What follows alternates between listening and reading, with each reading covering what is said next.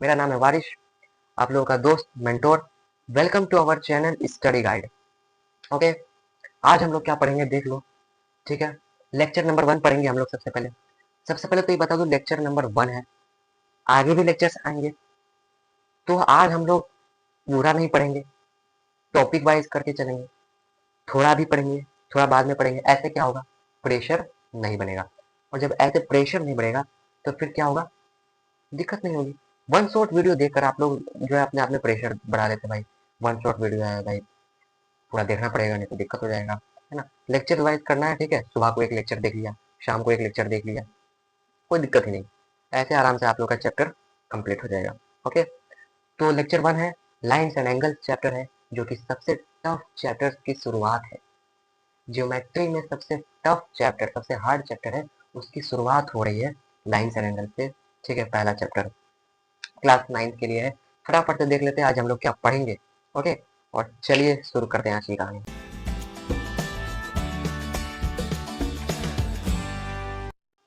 देख लीजिए, कंटेंट में हम लोग क्या पढ़ेंगे। कंटेंट में हम लोग पढ़ेंगे डिफिनेशंस और सम इम्पोर्टेंट टर्म्स। ठीक है, डिफिनेशंस तो वही डिफिनेशंस कि लाइंस क्या होते हैं, रेस क्या होती है, लाइन सिगमेंट्स क्या होते हैं। ठीक है, ओके। और सम इम्पोर्टेंट टर्म्स यानी कि कुछ ऐसे टर्म्स जो कि आप या तो पहली बार सुन रहे होंगे, जिनका इस्तेमाल भी हो सकता है। ठीक है, वो सारे इम्पोर्टेंट टर्म्स देखेंगे।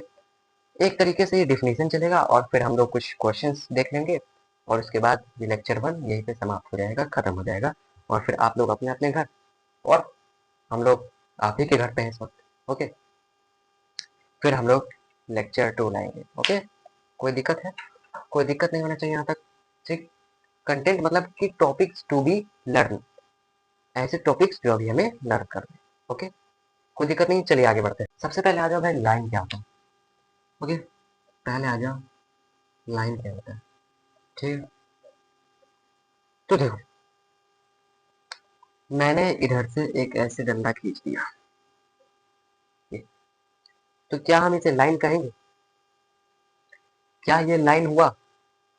हुआ कि नहीं हुआ? नहीं, ये लाइन नहीं हुआ। मैं इसे बताऊंगा आगे क्या कहते हैं, मैं बताऊंगा। अब क्या मैंने यहाँ पे इसे एरो दे दिया, एरो दे दिया, क्या ये अब लाइन हुआ? क्या ये अब लाइन हो गया? हाँ, अब ये लाइन हो गया। कैसे ये लाइन हो गया? क्योंकि मैंने इधर दोनों में एरो दे दिया। तो क्या कोई भी ऐसा डंडा या फिर कोई भी ऐसा चीज जिस पर मैं यहाँ ऐसे एरो दे दूं, वो लाइन हो गया? नहीं।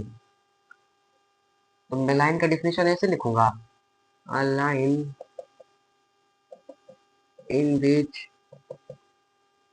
Both side has arrow.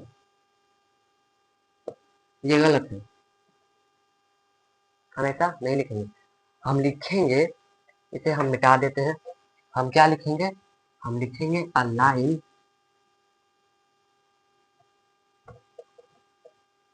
Has length. क्या लिखेंगे? Length, but no breadth. ये क्या बोल दिया? ये क्या बोल दिया मैंने? लेंथ होता है बट ब्रेथ नहीं होता, ये क्या चीज है? अरे भाई, तुमको दिख नहीं रहा है? ये देख लो, ये जो मैंने लाइन खींचा, आप जैसे कि कोई भी रेक्टेंगल ही बना लो, इसमें लेंथ क्या होता है? ये वाला भाग, ये वाला भाग जो मैंने खींचा, ये ना लेंथ होता है। और ये क्या है? ये ब्रेथ है। तो ये भी तो, सॉरी, ये भी तो लाइन है, और ये भी लाइन है। तो लेंथ ब्रेथ में क्या ही दिक्कत है? अगर सोचो ये ब्रेथ ही नहीं होता, ये ब्रेथ ही नहीं होता, तो ये सब भी नहीं होते। और जब ये सभी नहीं होते तो ये क्या होता? यही तो है लाइन। पर यहाँ एरो देना बनता, एरो देना बनता है, नहीं तो ये लाइन नहीं होगा, ये कुछ और हो जाएगा। वो कुछ और का नाम मैं आपको बाद में बताऊंगा। लाइन की डिफिनेशन सही यही है। एग्जाम में अगर आप ये डिफिनेशन लिखे आते हैं, a line has length but no breadth, तो आप लोगों को अच्छे से नंबर मिल जाएगा, इसमें कोई नंबर नहीं कटेगा। ओके, मैंने आपको बता दिया लेंथ कैसे, क्योंकि यही भाग तो कहलाता है इसका लेंथ, यही तो कहलाता है लेंथ। इसकी कोई ब्रेथ नहीं है, इसकी कोई ब्रेथ नहीं है, यानी कि ये यहाँ से थोड़ा सा चौड़ा नहीं है कि हम इसको यहाँ ब्रेथ बोल दें, इसको ब्रेथ बोल दें, नहीं, चौड़ा ही नहीं है, तो ब्रेथ ही कहाँ से बोल दोगे। इसीलिए सही मायने में डेफिनेशन यही है, आप अपने से डेफिनेशन बना कर लिख सकते हो, कुछ नहीं। अगर लाइन का आपको पता है ना कि लाइन ऐसा दिखता है, ऐसा दिखता है, तो आप बना के बोल दोगे कि हाँ line, a line has length but no breadth. आप ऐसा भी बोल सकते हो, a line has no any ending point और नो एनी स्टार्टिंग पॉइंट। कोई भी एंडिंग पॉइंट स्टार्टिंग पॉइंट है ही नहीं, वही लाइन है। समझ में आया? फटाफट आगे बढ़ते हैं, फटाफट आगे बढ़ते हैं और नेक्स्ट टर्म में चलते हैं। वैसे लाइन तो सबको पता होता है, क्या ये छोटी मोटी चीजें बता रहे हैं सब, लाइन तो सबको पता रहता है। आगे बढ़ते हैं, लाइन सेगमेंट क्या होता है, लाइन सेगमेंट,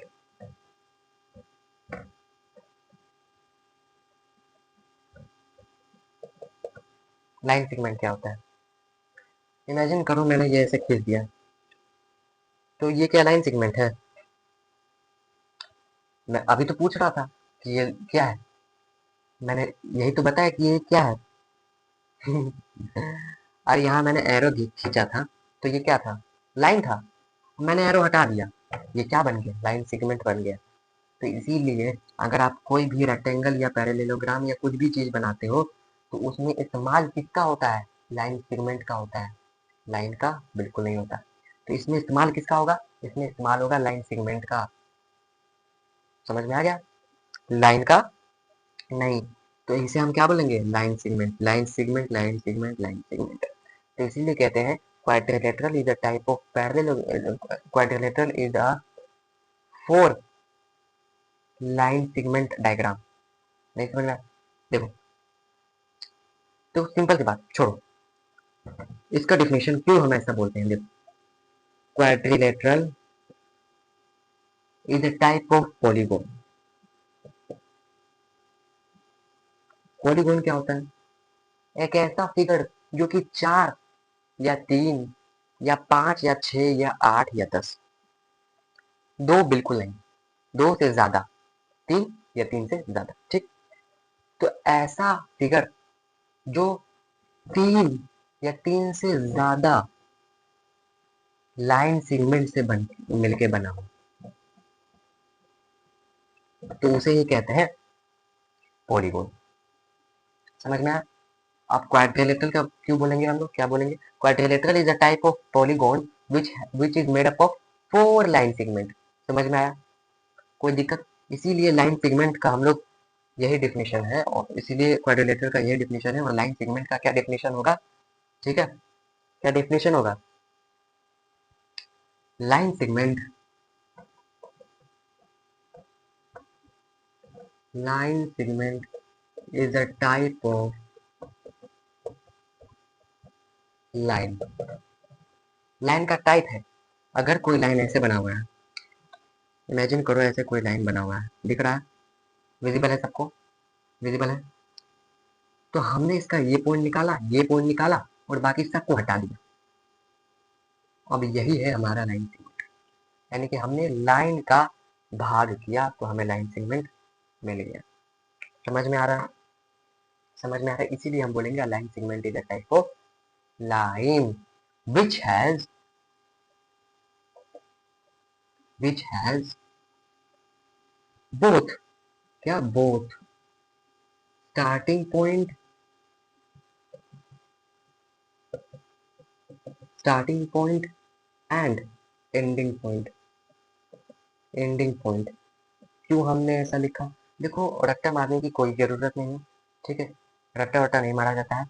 क्यों स्टार्टिंग पॉइंट और एंडिंग पॉइंट है इसका, क्योंकि मान के चलो मैंने ये ड्रॉ किया लाइन, ये एक लाइन है, हमें ये चीज निकालना है इसके अंदर से, ये नीचे वाला,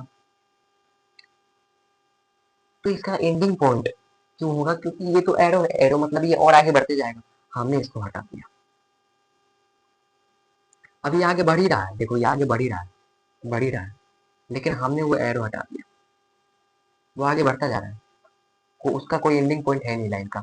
बट लाइन सेगमेंट का कैसे है, क्योंकि हमने ये निकाल दिया और ये दो पॉइंट हमें मिल गया ए और B, so A and B are the starting and ending point of line segment.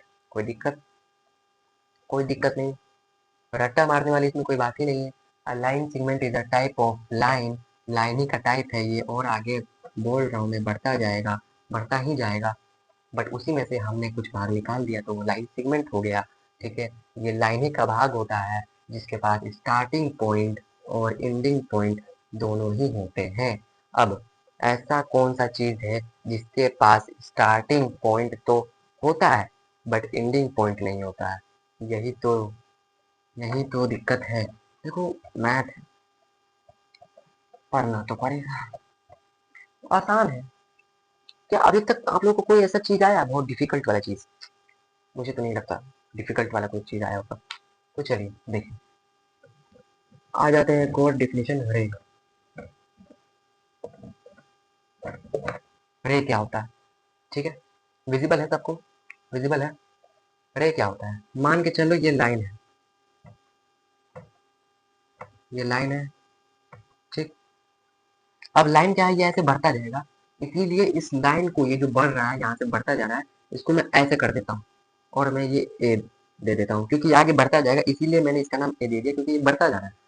तो ये बढ़ता जाएगा तो यहाँ पे भी जाएगा तो ये भी ए ही होगा, यहाँ पे भी जाएगा तो ये भी ए ही होगा, इसलिए मैंने यही पे इसका नाम दे दिया ए, क्योंकि कॉपी में तो जगह नहीं होती हम लोग की, इसीलिए हमने ये सब डाल दिया और ऐसे करके इसका नाम ए दे दिया, ये हो गया बी, क्योंकि ऐसे लाइन बढ़ता जाएगा और इधर का सारा भाग भी होगा। मैंने यहाँ से जो है इसको ऐसे हटा दिया ऐसे, तो ये क्या हो गया भाई, यहाँ तो कट गया, और ये कट गया तो यानी कि यहाँ पर इसका ये एक एंडिंग एंडिंग पॉइंट बन गया, इसका नाम दे दिया मैंने सी। इसका भी एंडिंग पॉइंट बन गया, जाहिर सी बात है इसका बनेगा तो इसका भी बनेगा, इसका एंडिंग पॉइंट बन गया डी। तो क्या आपको ऐसा दिख रहा है कि ए डी, ए डी और सी बी, सी बी, ये दोनों हो रहे हैं, ये दोनों ही आपको बड़े दिख रहा है कि नहीं दिख रहा है?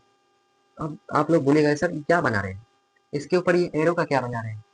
देखो, रे जो होता है वो यही चीज है, ठीक। पर आप कैसे कहिएगा कि रे यही है? ए बी, ए डी, फिर लिखिएगा इज अ रे, है ना, इतना लिखिएगा। इससे अच्छा अगर आप ऐसे करके ऐसे बना देते हो, ऐसा डिजाइन, कैसा, ऐसा मोटा और ऐसे एकदम सीधा ऐसा डिजाइन, उसी के ऊपर, तो वो क्या हो जाएगा, वो एक रे कहना जाएगा।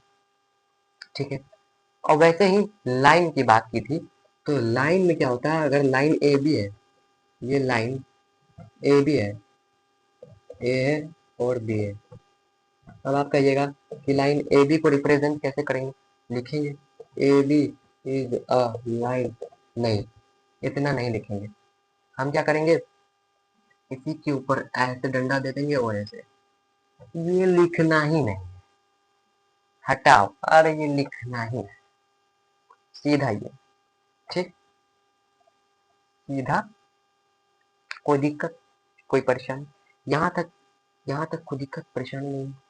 मतलब कि हमने एक ऐसा चीज समझा कि अगर लाइन को रिप्रेजेंट करना है तो ए बी लिखेंगे या फिर कोई भी नंबर लिखेंगे, हम वहां पर ऐसा दे देंगे यहाँ पर arrow.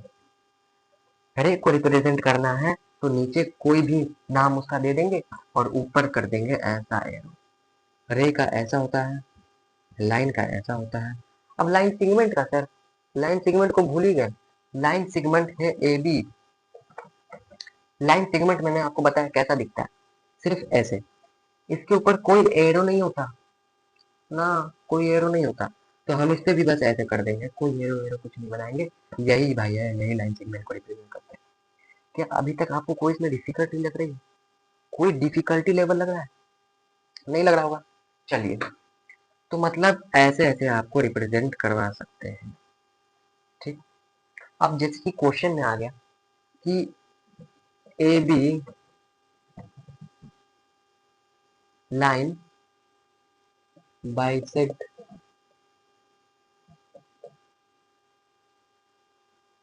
Vertex, vertex vertex C. अब आप लोग सोचिएगा कि ये क्या है भाई, A B bisect vertex C. अरे ए बी रे है, अरे इस सिंबल से आप लोग समझ जाइएगा कि ए बी जो है वो रे है, कोई दिक्कत है। ए बी जो है वो एक रे है जो कि सी को बाइसेक्ट कर रहा है। जैसे कि ये एक ट्रायंगल भी बन सकता है, ट्रायंगल भी बन सकता है, ऐसे ट्रायंगल भी बन सकता है। और ये सी मान लो, ये डी मान लो, ये ई मान लो, तो ए भी एक रे है, यानी कि यहाँ से ऐसे, जो कि सी को बाइसेक्ट। कोई दिक्कत यहाँ तक कोई आप लोग को प्रॉब्लम लगा? कोई प्रॉब्लम नहीं था, इजी था, इजी था। रे का डिफिनेशन आप लोग लिख सकते हैं, ये आप लोगों के लिए होमवर्क है। रे का डिफिनेशन क्या हुआ, ठीक है, बहुत इजी सा है, ठीक है। रे is a type of line which has starting point but no ending point। Simple सी बात है, कोई दिक्कत यहाँ तक कुछ समझा?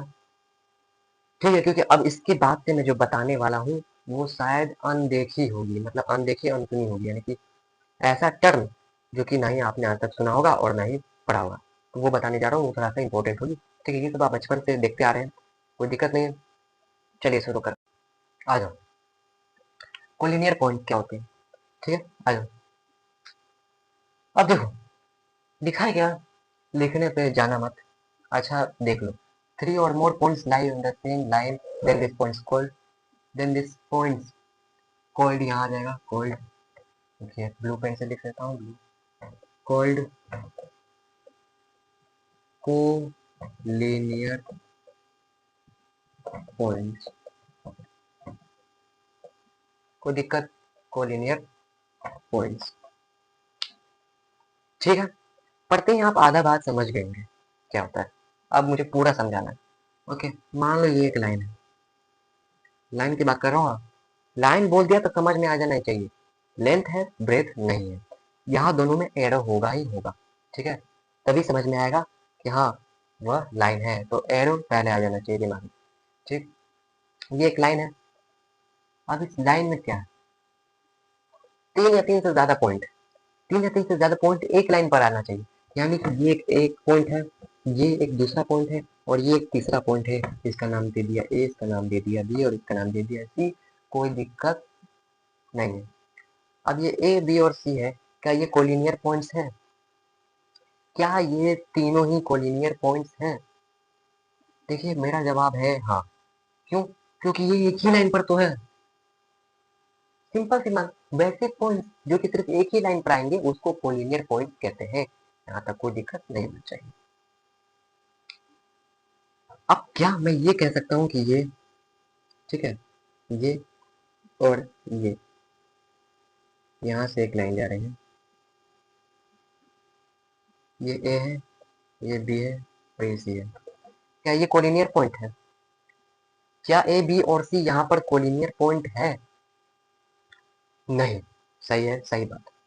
यहाँ लिखा है तीन या तीन से ज्यादा पॉइंट, तीन से कम पॉइंट अगर एक लाइन में आएगा, तीन या तीन से ज्यादा पॉइंट एक लाइन में आएगा तो क्या वो कोलिनियर पॉइंट हुआ? नहीं, कोलिनियर पॉइंट तीन लाइन से ही मिलकर बनता है, ये बात याद रख लो, जिंदगी भर याद रहेगी। कोलिनियर पॉइंट तीन पॉइंट से बनता है, कोलिनियर पॉइंट तीन पॉइंट से बनता है। कोई भी लाइन पर, कोई भी लाइन पर तीन पॉइंट अगर आ जा रहे हैं तो उन पॉइंट्स को कोलिनियर पॉइंट कहेंगे। ओके, ठीक है, कोई दिक्कत नहीं है। ऐसे ही डायग्राम में बना करके दे सकता है क्वेश्चन, ठीक है, कि कोलिनियर पॉइंट इसमें ढूंढो, किधर किधर है, तो एक लाइन ढूंढना, उस पर देखना कोई तीन पॉइंट आ रहे हैं कि नहीं आ रहे हैं, समझ में आ गया। और क्या ये देख लो, ये सी यहाँ पर है, सी बाहर निकल गया तो नहीं हो पाएगा ना, सी को भी इसी लाइन पर होना चाहिए। अगर क्या ये यहाँ नहीं हो करके इधर होता तो ये कोलिनियर पॉइंट होता, नहीं, लाइन के ऊपर आना चाहिए, तभी वो कोलिनियर पॉइंट्स होंगे। समझ में आया? किसी लाइन के ऊपर, किसी लाइन के ऊपर तीन अलग अलग पॉइंट्स आते हैं एक ही लाइन पर, तो वही कहलाते हैं कोलिनियर पॉइंट्स। आगे क्वेश्चन में हम लोग जरूर इसके बारे में अच्छे से डीप में देखेंगे, वैसे डीप में देख ही लिए, यही होते हैं कोलिनियर पॉइंट, बस यही आपको जानना है। ओके, आगे बढ़ते हैं। देखिए कोलिनियर लाइंस क्या होती है, थ्री और more lines are said to be concurrent, concurrent lines है। ओके ठीक, 3 or more lines are said to be concurrent if all of them intersect at the same point. Concurrent point, तो concurrent point क्या कहता है? कहता है कि कोई एक पॉइंट है,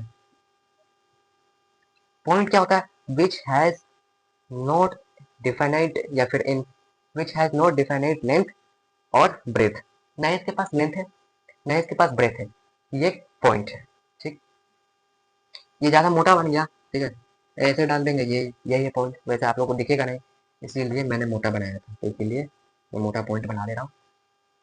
अब इस पॉइंट से कितनी लाइनें क्रॉस कर सकती हैं? कितनी लाइनें क्रॉस कर सकती हैं? 3 और मोर लाइन्स, वही है कोलिनियर पॉइंट की तरह है। कोलिनियर पॉइंट्स में एक लाइन था, उस पे 3 या 3 से ज्यादा पॉइंट, कितनी भी पॉइंट्स आ सकती हैं, बस 3 से ज्यादा होना चाहिए। ठीक है, वैसे ही इसमें भी कितनी भी लाइन्स आ सकती हैं, बस 3 से ज्यादा होनी चाहिए। कोई दिक्कत है? 3 से ज्यादा होनी चाहिए। समझ में आ गया? समझ में सब आना चाहिए। सब समझ में आ रहा है ना? अब ये पॉइंट है, क्या तुम बचपन से पढ़े हो कि एक पॉइंट पर कितनी लाइनें आ सकती हैं? बचपन से तुम पढ़े हो सर, इनफाइनाइट आ सकते हैं, इनफाइनाइट, जहां से निकालो वहां से आ सकती है, बचपन से पढ़ो, समझाने की जरूरत है क्या? वैसे भी जिन बच्चों को नहीं पता है बता दूं, एक पॉइंट के ऊपर इनफाइनाइट लाइंस पास कर सकती हैं, ये नहीं कि एक, ये नहीं कि दो। अगर 2 पॉइंट होगा तो उसके ऊपर कितनी लाइंस पास करेंगे? कितनी लाइनें पास करेंगी? 2 या 3 या 4? सिर्फ एक। समझ में आया? सिर्फ एक लाइन पास करेगी, ये एक लाइन। और कहीं से देख रहे हो क्या? एक लाइन यहाँ से अगर इस पर क्रॉस करे, एक लाइन अगर इस पर ऐसे क्रॉस करे, अरे यार चलो हो गया,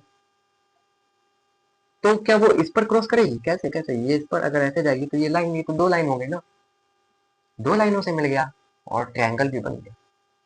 3 3 बन रहे हैं यार, नहीं हो पाएगा, 3 3 बन रहे हैं, ये नहीं हो पाएगा। ठीक है, इसीलिए 2 पॉइंट से हमेशा याद रखना है ये बात, 2 पॉइंट से सिर्फ एक ही लाइन जो है वो जा सकती है। एक ही लाइन है जो दोनों पॉइंट को इंटरसेक्ट करेगी, दोनों पॉइंट को मिलाएगी, वो सिर्फ एक ही लाइन है। ठीक, ठीक। कोलिनियर पॉइंट पे आ जाओ, नहीं कॉन्ग्रुएंट पॉइंट पे। कोलिनियर मैं बार बार बोल दे रहा हूँ, कोलिनियर पॉइंट नहीं, कॉन्करेंट पॉइंट। तो कॉन्करेंट पॉइंट पे क्या है? एक पॉइंट है, इस पे 3 या 3 से ज्यादा कोई भी लाइन आ सकती है। जैसे ये एक लाइन है, ये एक लाइन है, और ये एक लाइन है, समझ में आ गया? और ये एक पॉइंट है, एक पॉइंट से एक लाइन, 2 लाइन, 3 लाइन, 3 लाइन जा रही है, चलो ये चौथा भी बना दिया, चौथा भी जा रहा है। वैसे तो इनफाइनाइटली जा सकती है, पर ये 4 लाइन में मैंने बना दिया। लाइन बनाना है तो ऐसा भी करना होगा, क्योंकि ये तो मैंने लाइन सेगमेंट बना दिया था ना, लाइन बनाना है तो ऐसे करना होगा। ये लाइन है, क्या ये सारी लाइनों को मैं कॉन्करेंट लाइन बोल सकता हूँ? क्योंकि ये सिर्फ एक ही पॉइंट से होकर जा रही है। तो वैसी लाइंस 3 या 3 से ज्यादा लाइंस तभी कॉन्करेंट कहला सकती हैं, जब इस ये सारे के सारे लाइन सिर्फ एक सेम पॉइंट पर, सेम, समझ में आ रहा है? वही एक सेम पॉइंट पर इंटरसेक्ट करेंगे। ये सारी लाइंस कॉन्करेंट है आपस में, और इन सभी लाइंस को हम कह सकते हैं कॉन्क्यूरेंट लाइन। कोई दिक्कत नहीं, कोई दिक्कत नहीं है। कोलिनियर लाइंस हमने क्या कहा था? कोई भी लाइन, चलिए यही लाइन मान के चल लीजिए, ये ए और ये बी, तो ये जो लाइन है इस पर 3 पॉइंट्स होने चाहिए, 3 पॉइंट्स होने चाहिए, 3 पॉइंट्स आ गए, ये तीनों पॉइंट्स कोलिनियर पॉइंट्स कहलाते हैं। और ये जो लाइन है ये कॉन्क्यूरेंट लाइन है, क्योंकि ये एक पॉइंट पर आया है, और सभी लाइंस जो है आपस में कॉन्क्यूरेंट लाइन है। कोई दिक्कत नहीं है? ठीक है। कॉन्करेंट लाइंस अगर आपसे कोई पूछेगा बता दीजिएगा, आंख बंद कीजिए और आंख बंद करके सोचिए कॉन्करेंट लाइन क्या होता है, कॉन्क्यूरेंट लाइन क्या होता है। 3 और more lines are said to be concurrent if if all of them intersect at the same same point. ठीक है, कोलिनियर पॉइंट्स कोई आपसे पूछेगा तो बता देंगे, इफ 3 और मोर पॉइंट्स है ना lie on the same line is known as is known as collinear points. Okay, कोई दिक्कत नहीं, कोई दिक्कत। पूरा का पूरा मैंने डिफिनीशन आप लोगों को यहीं पे लिखवा दिया है। वैसे तो ये नहीं लिखवाना चाहता था, क्योंकि आप लोग अपने से देखे समझे और उसके ऊपर अपने से डिफिनीशन बनाना सीखे। ठीक है, खैर पहला लेक्चर है, मैंने लिखवा दिया है। ठीक है, जब भी मन करे देख लीजिएगा। और ये सब इम्पोर्टेंट टर्म्स हैं, अगर आप लोग को कभी रिवीजन की जरूरत पड़ गई तो 2x करके इसे देख लीजिएगा, कोई दिक्कत नहीं है। आगे बढ़े, आगे बढ़े। ओके, चलिए आगे बढ़ते हैं। चलिए, एक सवाल है आप लोगों के लिए। ओके, लिखा है name the concurrent lines in the given figure. ये आपको फिगर दिया हुआ है, फिगर अच्छे से विजिबल है। ठीक है, विजिबल है। ठीक, ये फिगर है, क्वेश्चन है, कॉन्क्यूरेंट लाइन बतानी है। इसका आंसर अभी के अभी जाकर कमेंट में कीजिए। ठीक है, अभी के अभी मुझे कमेंट में इसका आंसर चाहिए। मैंने अच्छे से सब पढ़ाया है, अच्छे से आप लोग जानते हैं इसका आंसर। मुझे पता है आप लोग बिल्कुल सही दीजिएगा। ठीक है, दो भी है, देखिए एक लाइन है, दो है, तीन है, चार भी हो सकता है, जैसी सोच। ठीक है, आप लोग जैसे बनाएंगे मुझे पता है, यकीन है आप लोग अच्छा बनाइएगा। ठीक है, इसका आंसर आप लोग को कमेंट में देना है। ओके, चलिए। ओके, अब इसी के साथ अलविदा लेते हुए आज का ये लेक्चर समाप्त करते हैं। ओके, आशा करता हूँ आप सभी को सब कुछ समझ में आ गया होगा। ओके, तो अभी तक आप लोगों ने हमारे इस चैनल को सब्सक्राइब नहीं किया है, फटाफट से सब्सक्राइब कर लीजिए, बेल आइकन को दबा दीजिएगा, ताकि आपके पास सारी की सारी चीज़ें, सारी की सारी इन्फॉर्मेशन पहुंचती रहे। लेक्चर सेकंड आएगा, थर्ड आएगा, वो सारी इन्फॉर्मेशन आप तक पहुंचते रहे। जल्दी लाएंगे हम लोग सेकंड लेक्चर। ओके, तब तक आप लोग स्वस्थ रहिए, हेल्दी रहिए। और मैं वारिश अंसारी विदा लेता हूँ आप सबसे। मिलते हैं नेक्स्ट लेक्चर में। Thank you very much and good bye.